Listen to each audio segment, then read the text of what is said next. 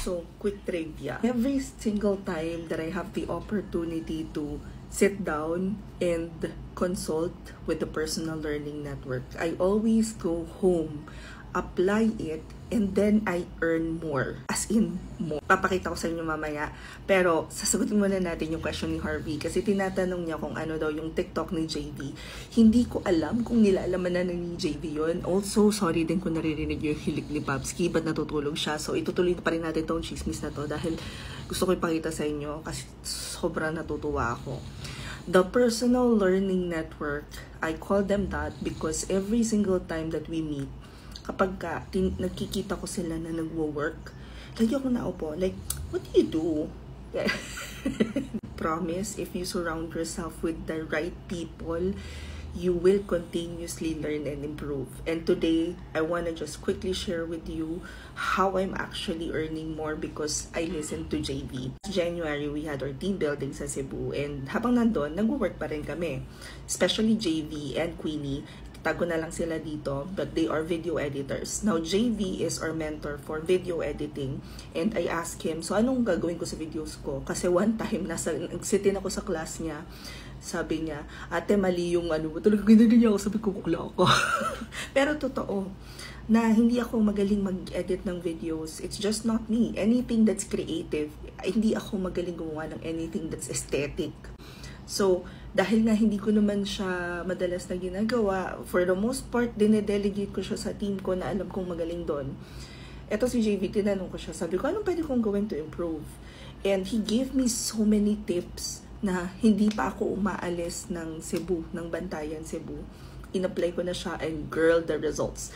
Pero hindi ko kayo sasabihin ng yung chika-chika lang dito. I wanna show you real quick how his inputs changed my video editing game and my posting game and my Reels game. Now, before, I only get about 1,000, 2,000, basta everything's below 10,000 sa Reels ko. And parang sa akin, normal na yun. For a person who's more focused on the impact, ano ba yung naituro ko sa audience ko, nagulat ako because right now, all of my videos are actually hitting more than 10,000 views. A lot of them would be 500,000. Meron pa akong 3, 4, 5 videos na nasa more than 1 million na. Like this one is at 1.5 already. So how exactly is this helping me? Sa affiliate ko, sa Shopee, I used to get, meron pa nga dyan 5 pesos eh. But ayan, 5 pesos, 4 pesos, ganyan, until pack recently. How can this help you as well, especially if you have, number one, your own business na gusto mo sanang mas maging maayos yung presentation mo sa social media, and number two, if affiliate ka, I think this is really important. Number three, kung ikaw ay freelancer, this is definitely a skill set na pwede mong i-add sa mga offers mo as a freelancer at ang laki ng impact niya sa business. Imagine ako, local pa lang ako, ito lang talaga yung ginagawa ko. Nag-create lang ako ng videos, hoping that it would reach the right people and they would learn freelancing and all. What more kung meron pa akong business na pinopromote? Ito, affiliate pa lang talaga kumikita na ako. Dahil natuwa ako kasi, girl, kumita ako ng 12,000 in just 3 weeks. And I'm like, huy, I love it. Anyway, itatag ko si JV dito. But if you guys also want to learn the tips and tricks that he gave me, he's our mentor for our video editing class. The class will start, kasi beginner-friendly siya. So the class will start with all of the basics, ano yung tools na gagamitin. He'll also give you a link para ma-download nyo yung tools. And then ano nga ba yung mga basics. May mga tinuturo pa siyang grid. Hindi na kinakaya ng brain cells ko, guys. Sabi ko sa inyo, this is not my forte. Si JV talaga yung nagturo sa akin kung paano i-elevate yung aking mga videos and how I can reach yung parang full potential when it comes to creating videos for my affiliate business. And guys, ang class nito is on April 13th, yun yung next class. 1 till 9 p.m. siya.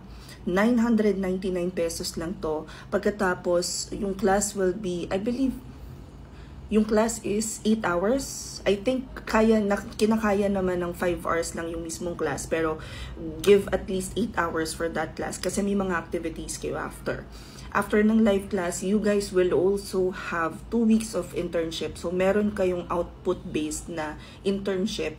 Meron kayong mga kailangan gawin, kailangan isubmit, at pwede nyong gamitin yon para sa inyong portfolio. I know for a fact that JV already hired for his team 3 or 4 people from his mentees. So, whenever may need sila sa team, nag-a-add sila ng galing sa mga mentees niya. Although, again, hindi namin pinapangako, every single class that we have, hindi namin ginagamit as hook or parang marketing na magkakaroon kayo ng clients after. It really still depends on your performance and how you will use everything that you have learned. Again, the next class for video editing is on April 13th. That's at 1 till 9 p.m. 999 pesos lang yung class. And if you guys wanna join, lang kayo sa profile ko, i-click nyo lang tong link sa bio ko, it will open this page. Open classes, hanapin nyo na lang nakasulat open classes. Tapos nakasulat 999 video editing. There you go. Video editing level 3 with internship siya. Pag-click nyo nung link na yun, nandun na yung mismong form, nandun na yung instructions kung paano kayo magbabayad, ano yung matututunan ninyo and all that. And yes, kasama rin po dito yung after the class, meron tayong tinatawag na application book. Tuturuan ko kayo kung paano mag-prepare na mag-apply. Meron tayong tinatawag na final activity. And you'd also have your one-on-one with me, which is yung pinakang practice na natin ng interview. Kung nasa Instagram kayo, ito yung i-click nyo. And in case lang na hindi gumana yung TikTok at saka yung Instagram, punta na lang kayo sa Facebook page ko. Hanapin nyo tong video na to, nandun sa mismong caption yung link. Ganon din naman sa YouTube, nasa description box lang yung pinakang link to enroll. And you can also explore yung videos and shorts ko dito. Mag-subscribe na rin kayo halimbawa and consume as many free resources available online as possible. Sana nasagot ko lahat ng questions dito. But just in case may mamiss ako, comment nyo na lang siya dito and follow for more work from home chismis. Bye!